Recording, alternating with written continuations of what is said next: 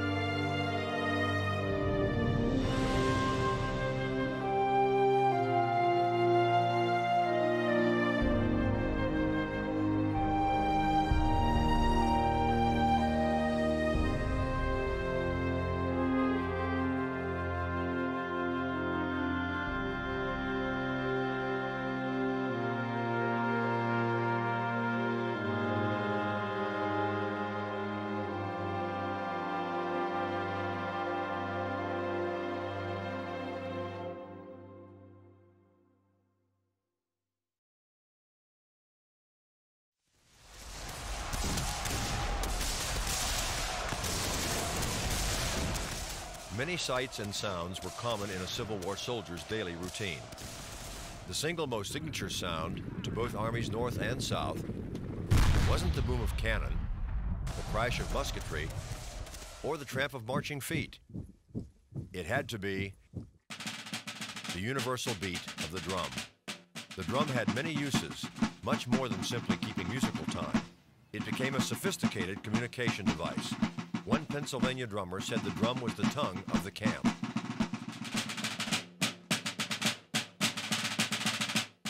Throughout the day, beginning in the morning with reveille to lights out at night, drummers would beat out calls that were signals for various military activities or functions to be carried out. Drummers were an integral part of each infantry regiment. Each of the 10 companies that composed the regiment held 2 positions for field musicians. So in a 10-company regiment of 1,000 men, this meant 20 of those men were field musicians. There could be 2 drummers or a drummer and fifer per company. Fifers provided the melodies to the numerous songs played during the routines of everyday life.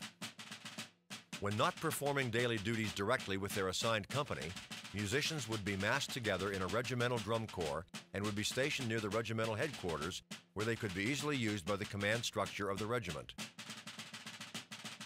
When not campaigning or engaged in combat, regimental drum corps sounded all the duty calls as instructed by the daily schedule.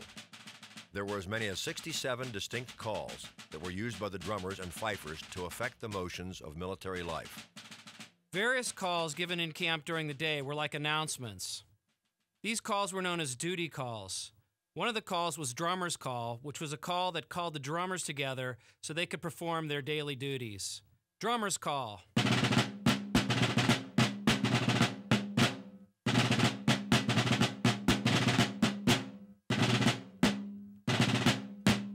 This call was to summon the troops to come to breakfast. It's known as breakfast call.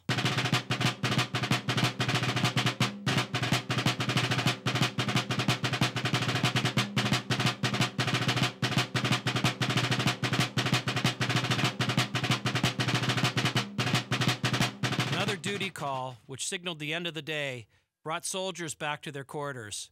It was known as the retreat.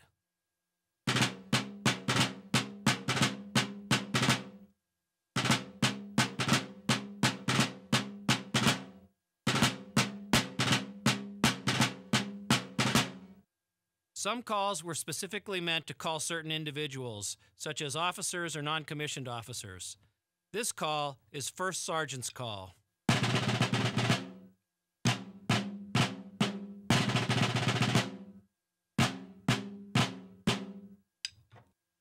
Another variation of this call was the Sergeant's call.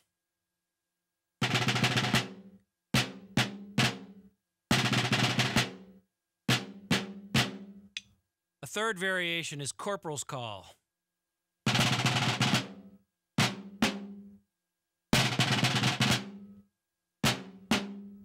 One of the most important calls a drummer could give was known as the long roll. It was used daily to call men into line, but could be used in emergencies to quickly call all the men from their places into a line of battle. the long roll.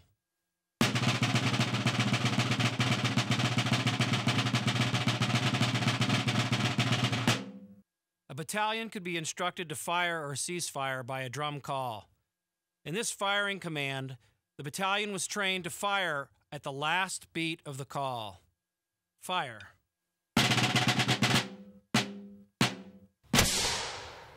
Each one of these unique rhythms was practiced by a regiment over and over again until every soldier understood the signal as if he had been given an order by the voice of the commanding officer himself, which in effect he had.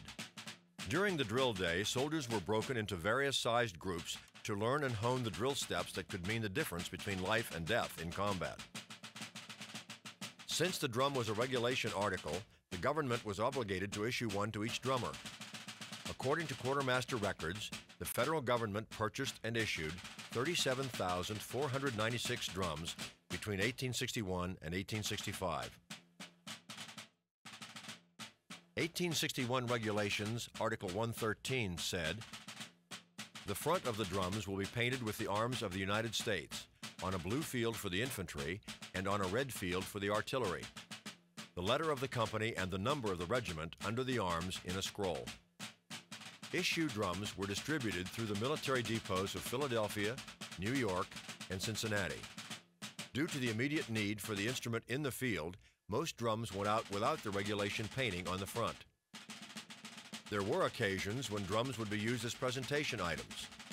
Elaborately painted pieces were often presented to a favorite regimental drummer or one who was particularly brave under battlefield conditions. During the Battle of Fredericksburg, 12-year-old drummer Robert H. Hendershot, according to some embellished accounts, had his drum struck and torn to pieces as he climbed the banks of the Rappahannock. His exploits became rather famous, and for that reason he was presented a German silver drum engraved on the shell, presented to Robert Henry Hendershot of the 8th Michigan Infantry for his gallantry at the attack on Fredericksburg, 11th December, 1862. It was more likely that when a fight drew near, drummers would be dismissed from company duty to mass together and serve with brigade headquarters. Their instruments sent to the rear with the baggage, the musicians would then serve the regiment as stretcher bearers. Many drummers were under the age of 18, the legal age to enlist and carry a weapon. Regulations of 1857, in use when the war began in 1861, stated that the minimum age of a recruit accepted as a musician was 12. Not all musicians were this young, however, as it was found that these very young boys could not acclimate well to the vigors of Army life.